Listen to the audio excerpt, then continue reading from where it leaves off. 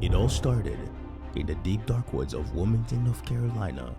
Two brothers on a journey to discover the unknown. It's one small step for man. Whether from the skies above or from the seas below, we are here to discover the things they don't want us to see. We are the Amicy brothers. Welcome back to another episode of the AmicyTheory podcast. I guess I'm gonna have to. I hope I saved that freaking intro that I had for that video. Look, I thought you did. and we'll see if you pity line. Guys, we live. Sack passing. What's going on, guys? My name's Al. And I'm Alex. Welcome to AmicyTheory. Guys, listen. If you're not part of the Amicy gang, click on that subscribe button. If you want to join us in the post squad. Oh, God. So today we got our African citizens of the world, Ooooota Adepo TEDxBerlin. Let's go. We're doing the best, guys. Not in this video. Let's get popping. Let's get it.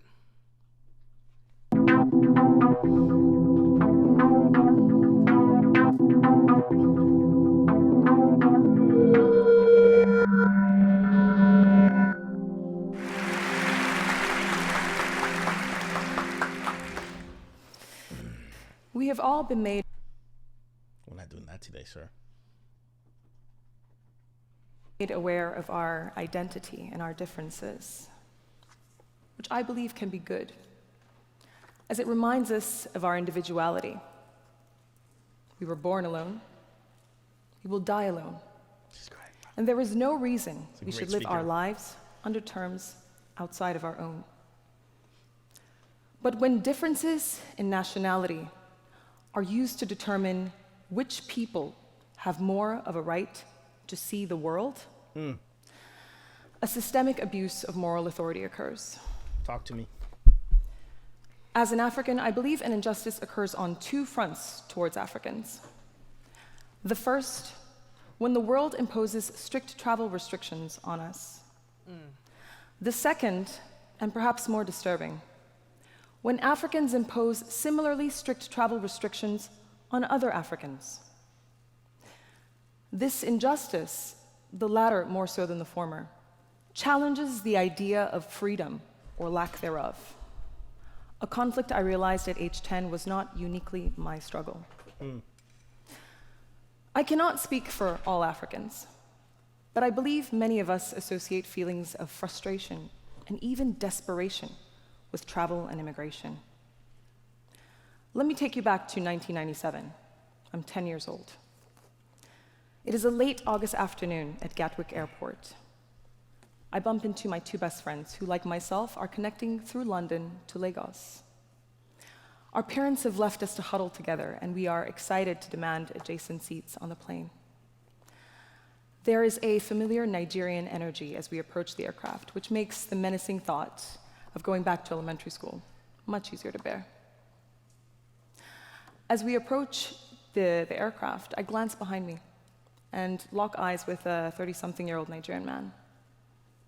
He smiles at me and I smile back.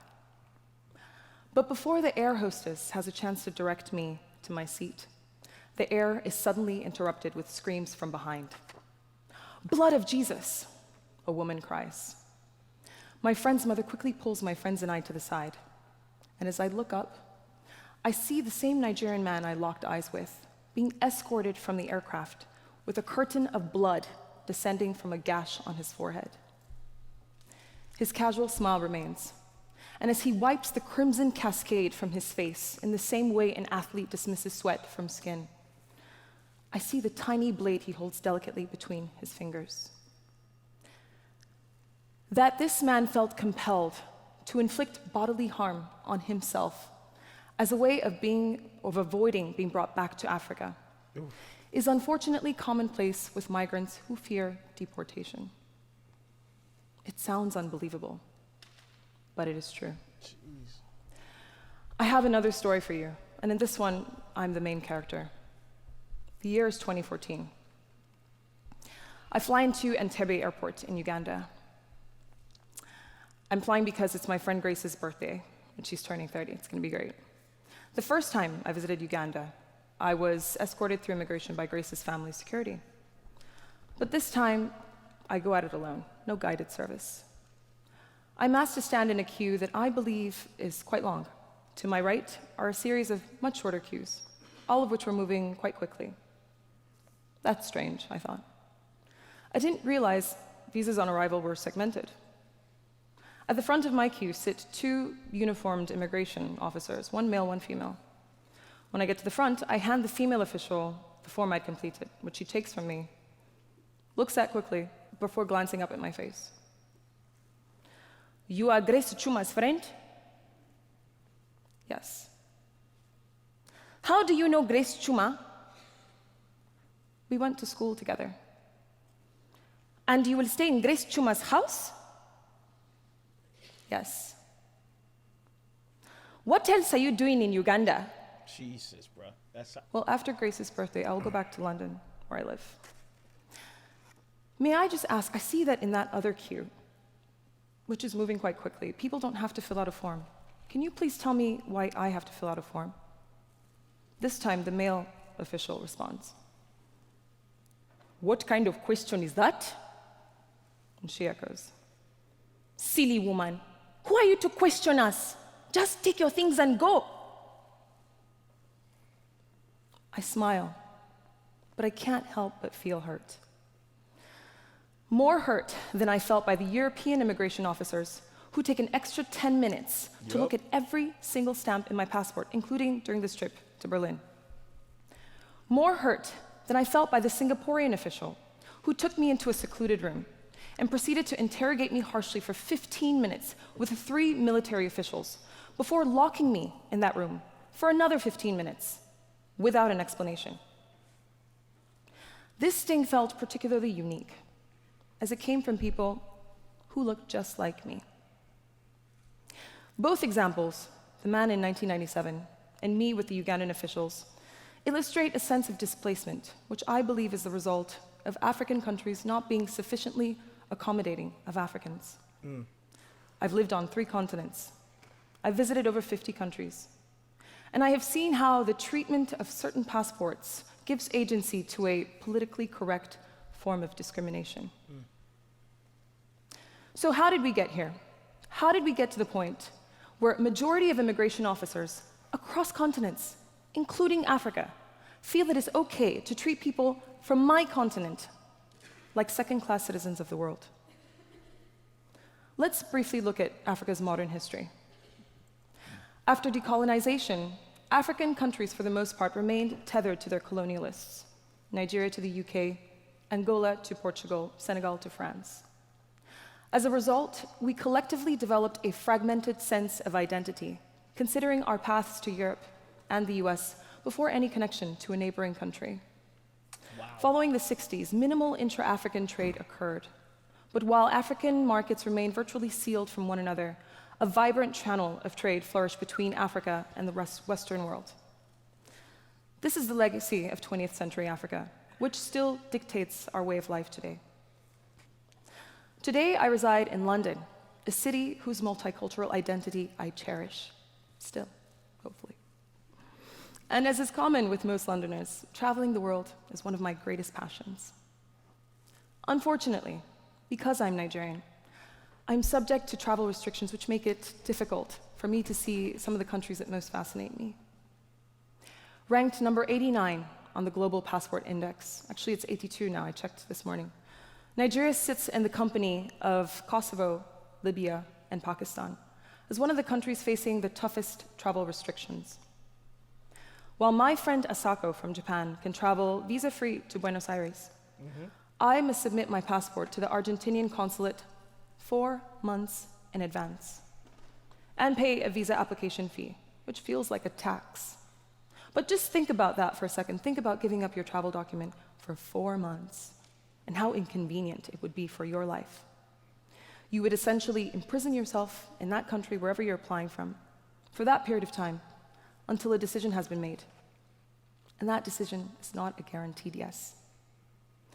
Prior to my trip to Sri Lanka in April of 2015, my supporting documents included a personal bank statement, a company bank statement, a proof of address, an invitation letter written from a friend in Sri Lanka, and a letter from my doctor confirming that I do not have Ebola.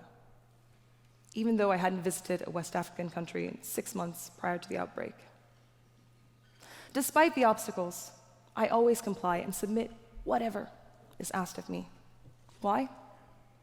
Because I feel I have as much of a right to see and discover this planet as any other person. Unfortunately, Africans still face restrictions in traveling their own continent. A Somali citizen cannot travel to a single African country without a visa. US and UK citizens can travel to about 36, 35 African countries either visa-free or with visas on arrival.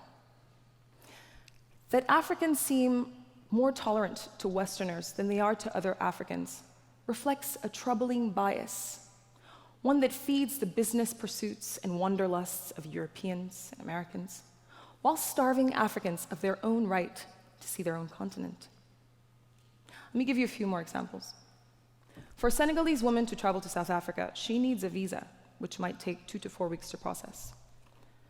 For a Nigerian man to travel from Nigeria to Cape Verde, both of which are countries in the same economic community at a similar distance as Madrid is to Hamburg, his total trip time will take 22 hours.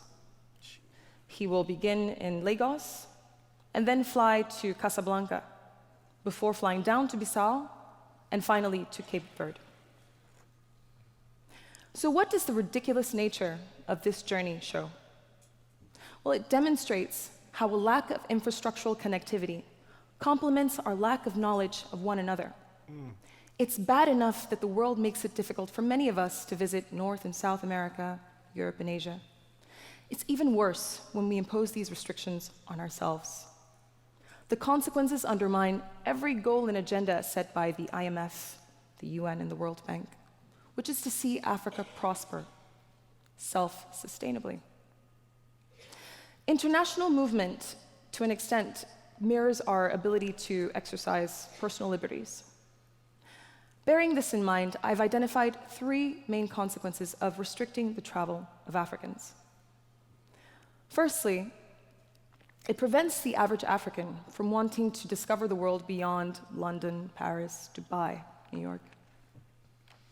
Secondly, it allows for a missed global education for Africans on regions like Rajasthan, Patagonia, Basque Country.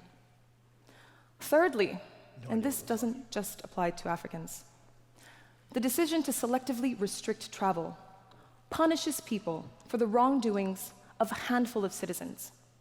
It punishes people for the policies of presidents and dictators who harm their countries, and it predetermines who is more worthy of the world. You've heard this before, but I believe it's worth repeating. The solution to the mistreatment of Africans is in the hands of Africans. We, as Africans, are responsible for creating an Africa that is politically stable, intellectually empowered, and socioeconomically integrated. As recently stated by the President of Ghana, once African countries start taking themselves seriously, the world will follow. In March of 2018, 44 of Africa's 54 countries agreed to establish a continental free trade area. This is good, this is progress, and will hopefully bring intra-African trade, currently at 12%, closer to the EU's figure of about 65%, I checked this morning.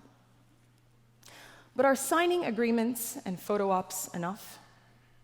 How do we move forward constructively? Here are 3 suggestions.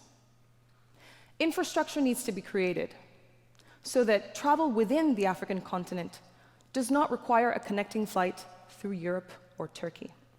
That's crazy. Right. African states need to have a thorough understanding of their industries so that trade with other African countries is meaningful, and so that business and bilateral agreements with the Chinese or the Americans actually benefits both parties. Finally, there needs to be a re-education on Africa and on Africans for Africans, culturally, historically, and economically. These conversations need to happen in classrooms as well as around dinner tables, which will in turn improve the quality of conversations in business and international forums. When all of the above happen, Africans will not need to pursue treacherous routes through the Mediterranean, risk being enslaved or auctioned, or inflict bodily harm in a desperate attempt to stay abroad. We, as Africans, are responsible for creating an Africa that is stable and that presents real growth opportunities. To be sufficiently curious about one another and to treat each other with respect. To realize that if an American citizen can travel visa-free to South Africa, then a citizen of Niger should be allowed the same right. And it is the responsibility of the rest of the world to resist the temptation to make fast money in Africa and to instead consider mutually beneficial long-term opportunities. And maybe, just maybe, together we can create a world that is more welcoming to Africans, not just Africans, but more importantly, one in which we Africans are welcoming to each other. Thank you. Bro. This was the greatest 15 minutes put together of all time. Oh, for sure. Bro, we have to find more of her stuff. Yo. Are African Citizens of the World by Ooooota Adepo. Go, thoughts. I got a lot. You can go first. Okay. I found it interesting because like the idea, it's the same thing we're going through right now. Yeah. Right? Originally, when I was thinking about this, I'm going to have to put an insert. I was going to make this for just the Amicy theory. I will dropping this also on the Amicy channel. Yes. So like me and Alan want to go. So we're both from Haiti, born and raised. So our passport is Haitian. And I believe the Haitian passport only allows us to travel to 50 countries. I believe without a passport. Without a visa. Mm-hmm. Or we can get a visa when we land. Mm-hmm. And so right now we're in the process of, we got invited by a friend of ours to go and visit him in Kuwait. Okay? And in order for us to go to Kuwait, we have to submit our so reverse. Yes. We had to renew our passports, so we had to send it to the embassy. We sent it to the embassy today is currently January of 2023. Mm-hmm. We sent our passports back in April of 2022. We still haven't received our passports. It's January of 2023. We also had to apply for a travel permit from the United States, which we sent in May of 2022. We still haven't received our travel permit. The travel permit allows us to leave the country for 90 days at a time. And that way, when we come back into the country, they'll allow us to return. And so with that, when our passports come, we then have to send our passports to the embassy of Kuwait, send them our birth certificates, send them a bank statement that shows that we have enough money to be able to afford the trip to Kuwait. And then we have to apply for a visa from Kuwait. And I'm pretty sure that my buddy's mom has to go to the embassy and tell them where we're coming. Even though we're coming from the United States and we live in the United States. Yeah. That is what we have to do for every single country that we want to go visit and go on vacation to. Just because we were born in Haiti. A person that is homeless in the United States, okay? Homeless in the United States. As long as they have an address, which they can literally get a postal code. Mm-hmm. As long as the homeless person on the streets begging for money has an address, they can get a visa or a passport. And go right there. And then they can literally, when they have enough money, just wake up one day and go, I'm going to go to this country, and then get on a plane and go. But us, who work full-time, nursing school, content creators, because we're born in Haiti and we have a Haitian passport, we have to apply for a travel permit. We have to renew a passport. We have to talk to the embassy here in the United States and make sure that they have access to all of our information in our bank records so that we can make sure that we're not trying to go live in Kuwait. Even though we can tell them and show them that we live in the United States and have been in the United States since 2009. 2010. 2010. We're currently in the year of 2023. That video we just watched resonates so much with me. And it kind of goes back to also when we go to Haiti, the line for after we get there, we have to fill out this stuff. Then we have to go to the freaking customs or the gate, right? And the line is so long. But then you have Americans on the right of us just going through easily. And I'm like, why is our line so long? But then we're from home. There. Yeah. But then we have to, the line over there, you got the green cards and the Americans and the foreigners just going straight through. But we are in a line that's literally almost going out the door. When we return back into the United States, the line that we have to go through is so freaking long. The U.S. ones, the U.S. and the green card holders, but all of us are just sitting in line, waiting. Even though we live here, this is the process we have to go through. I love the fact that she wasted no time on everything she was saying. Every information she was giving you was just perfectly calibrated to where it made sense for the average dumb person. I loved it. Yeah. Go. And I love the fact that she gave you two different stories about, like, the first one being the man that didn't want to go back. Yeah. Even though, like, they were trying to bring him back. The immigrant experience for a lot of people. Yeah, immigrant experience for everybody. Because we were in that process of, like, where we had to wait for the United States to be like, I don't know, we might let you guys stay a little longer. It's every year.